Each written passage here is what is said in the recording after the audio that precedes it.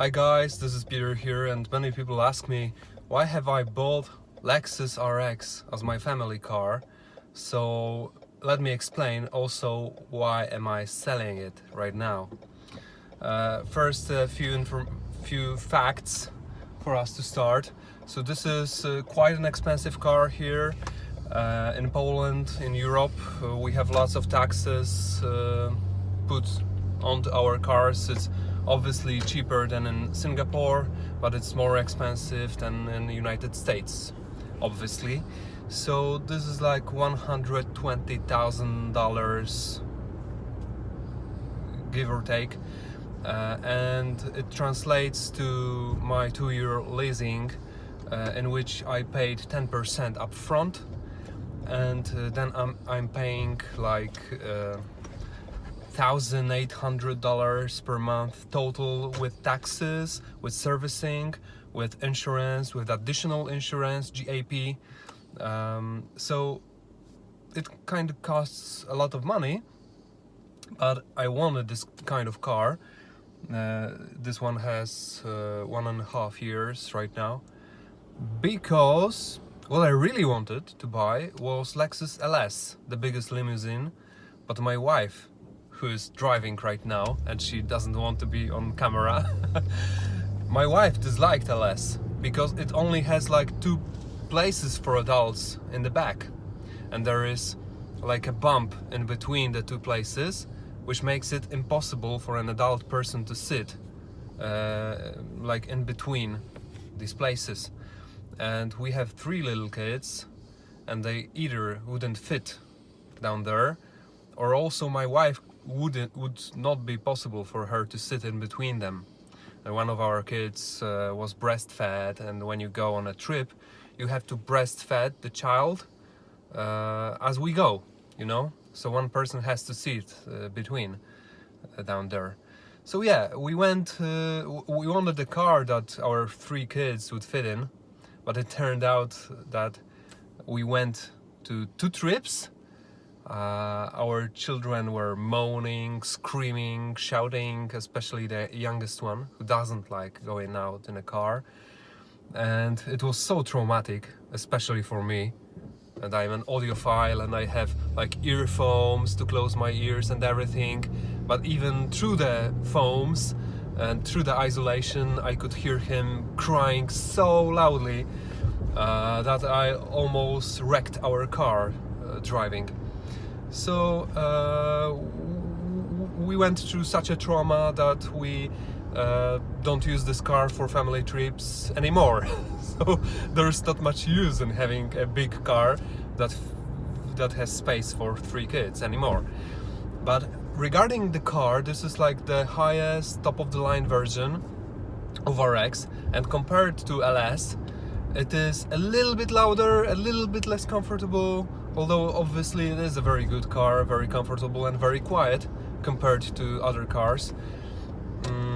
It also has a hybrid system. There's a gasoline 3.5 liter engine, and it has lots of power, but you don't feel it really, because when you accelerate, it has 4x4 drive, and it kind of goes like flat. It accelerates like a flat board, you know. So you don't really feel this kind of power, also probably because you sit pretty high here. So I had borrowed an LS that was 10 years old before, and it had a very strong hybrid, stronger than here, I believe. When you set on the sport setting and you accelerated, you felt like in a rocket, really. But here you just feel like in a normal car, nothing special. So yeah, it doesn't have any shenanigans, any superbly cool features or something. It's just a normal car that's pretty quiet, pretty strong, pretty roomy, pretty spacey, also pretty, and it has leather. It looks nice, but you know, nothing out of extraordinary. So my previous car was Skoda Superb, It's similar to Volkswagen Passat, but more roomy, more spacey. But other than that, it's like the same car. A Skoda was bought out by Volkswagen, and it had a 1.8 liter engine, and it costs like 3 or 4 times less than this car, you know. It was a spacey limousine. It wasn't as quiet as this one, but it was also quite okay, quite comfortable, quite good looking for me. But after 5 or so years, it started burning huge amounts of oil, and nobody knew why. It was just the fault of this type of engine.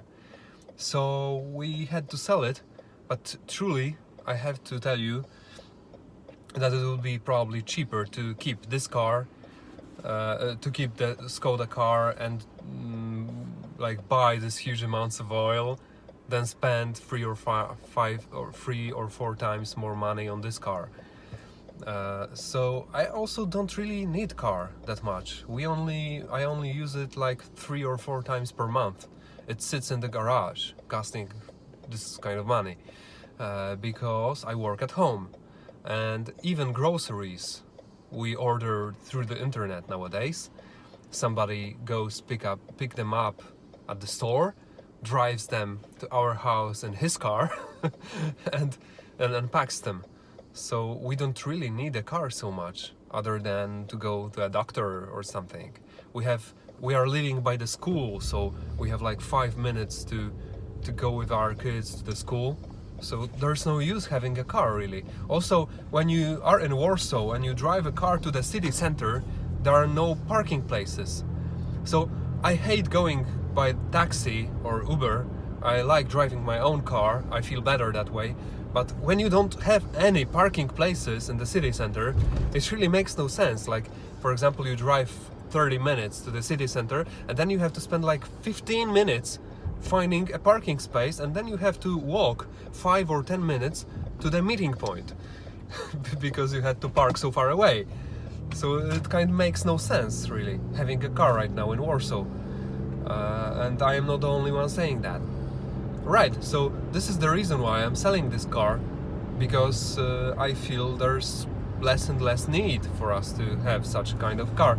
We'll probably buy something smaller, something to do groceries from time to time, because sometimes we do our own groceries, yeah. And that's it, guys. There's really nothing special in having such a fancy car. I thought it would be so cool. It was like a penis enlargement pill. For a moment I wanted to have top of the line car, but when I got one, like, I really felt I don't need this in my life. There's really nothing special having such a premium car. It is not so much better than the level or 2 levels below this kind of price point, really. You don't need to have a BMW, Mercedes or Lexus. Skoda Superb was perfectly okay car. Yeah, so take care, guys. I hope this was a little bit, maybe not inspiring, but but right now you can feel the emotions that are associated with such kind of stupid behavior buying expensive cars. Take care, like my video, subscribe to my channel, and see you in the next one.